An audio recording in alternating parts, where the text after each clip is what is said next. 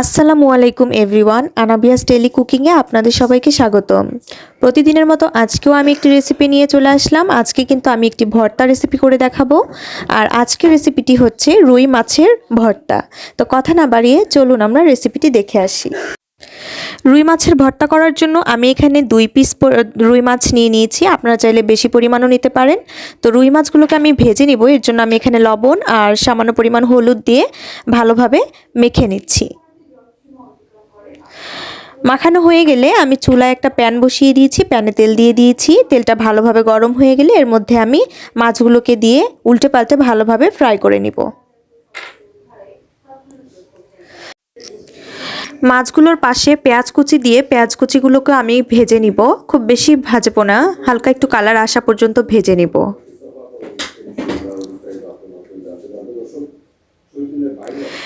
আর এদিকে মাছগুলোকেও আমি উল্টে দিচ্ছি।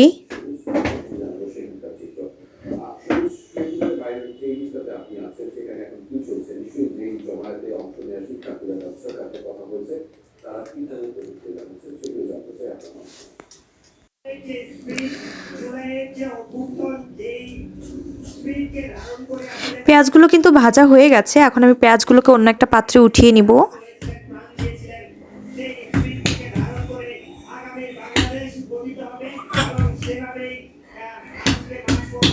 এখন আমি মাছগুলোকে উল্টে পাল্টে আরেকটু ভালোভাবে ভেজে নিব, কারণ হচ্ছে এই মাছগুলোকে ভালোভাবেই ভেজে নিতে হবে, যেহেতু আমি এগুলো ভর্তা করব। আর অবশ্যই চুলার আঁচটাকে মিডিয়ামে রেখেই মাছগুলোকে ভেজে নিতে হবে।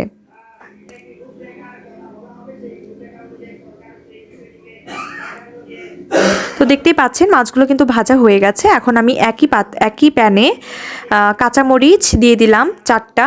আর এখানে বড় যে রসুনের কোয়া আছে সেই কোয়াগুলোকে পাতলা করে কেটে নিয়ে সেগুলো দিয়ে দিলাম।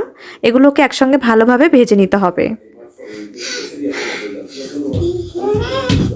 আপনার চাইলে এখানে দেশি রসুনটা ইউজ করতে পারেন।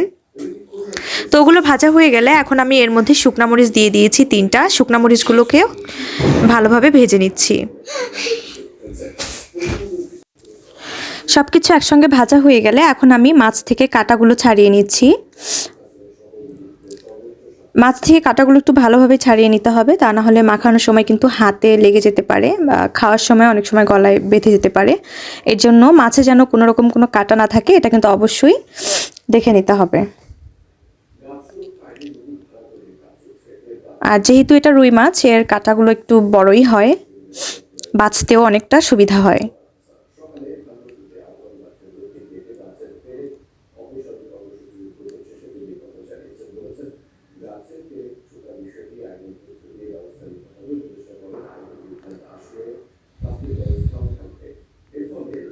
তো এই তো সবগুলো মাছের সবগুলো কাটাই কিন্তু আমি ছাড়িয়ে নিয়েছি। এখন আমি শুকনা মরিচগুলোকে লবণ দিয়ে প্রথমে ডলে নিব।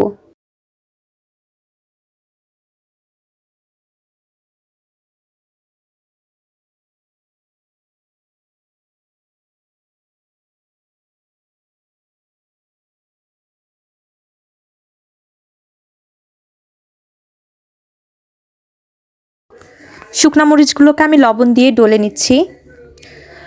শুকনো মরিচগুলো ডলা হয়ে গেলে এর মধ্যে আমি কাঁচা মরিচগুলোকে যে ভেজে রেখেছিলাম সেই কাঁচা মরিচ দিয়ে ডলে নিব। তারপর এর মধ্যে আমি পেঁয়াজ ভাজাগুলোকেও একটু ডলে নিব। তারপর রসুন ভাজাগুলো দিয়ে সবগুলো একসঙ্গে ডলে নিব। সবগুলো একসঙ্গে ভালোভাবে ডলা হয়ে গেলে এর মধ্যে আমি ধনিয়া পাতা কুচি দিয়ে দিব আর সরিষার তেল দিয়ে দিব কিছুটা। তো এখন সবগুলো একসঙ্গে ভালোভাবে মেখে নিচ্ছি। মাখা হয়ে গেলে এখন আমি মাছগুলোকে অ্যাড করে দিলাম। মাছগুলো অ্যাড করে দিয়ে সবগুলো একসঙ্গে এবার ভালোভাবে মেখে নিতে হবে। তো আমি কিন্তু লবণটাও চেক করে নিয়েছি, লবণটা কিন্তু পারফেক্ট আছে। আপনাদের কাছে কম বেশি হলে আপনারা দিয়ে নিতে পারেন এই পর্যায়ে। তো ভিউয়ার্স দেখতেই পাচ্ছেন রুই মাছের ভর্তা কিন্তু রেডি। আর এই ভর্তাটা করতে যেমন অনেক সহজ, তেমনই খেতেও কিন্তু অনেক অসাধারণ লাগে। আপনারাও কিন্তু বাসায় এভাবে ট্রাই করতে পারেন। আশা করছি আপনাদের কাছেও ভালো লাগবে। তো আজকের আমার এই রুই মাছের রেসিপি আপনাদের কার কাছে কেমন লাগলো অবশ্যই আমাকে কমেন্টসে জানাবেন।